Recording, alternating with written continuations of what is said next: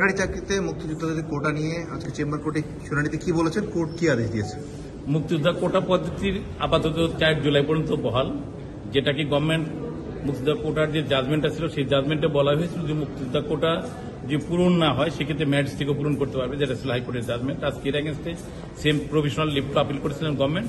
Court দুই পক্ষকে শুনানি শেষে আগামী 4 জুলাই পর্যন্ত ফিক্স করেছেন ফুল কোর্টে। অ্যাট দ্য সেম টাইম মুক্তিযোদ্ধার যে কোটা পদ্ধতি ছিল সেই কোটা পদ্ধতি এখনো বলবৎ আছে। আপনারা কি বলেছেন? আমরা বলেছি যেহেতু ইতিপূর্বে একই বিষয় নিয়ে অলরেডি মামলা হয়েছে অ্যাপিলেট ডিভিশন পর্যন্ত, সেখানে অ্যাফার্ম করেছিল। অ্যাফার্ম করে দেওয়ার পর এর এগেন্স্টে যদি কোনো আইন করতে হয় তাহলে পার্লামেন্টে যেতে হবে, আর না হলে 111 যেটা 111 যে বাইন্ডিং ইফেক্টস আছে, বাইন্ডিং ইফেক্টস যেটা ফলো করতে বাউন্ড, সেটা মন্ত্রণালয়ই হোক অথবা কোর্ট হোক, সেটাকে ফলো না করে অলরেডি তারা একটা প্রজ্ঞাপন জারি করেছে, যে প্রজ্ঞাপনটা আইনের সাথে সাংঘর্ষিক।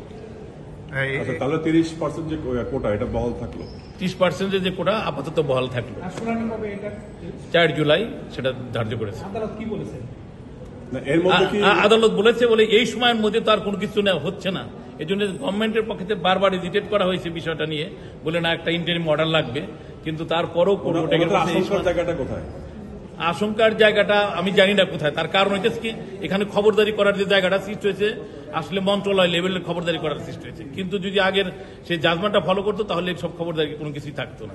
তাদের সেই খবরদারিকে আরো বড় করে দেখতে চান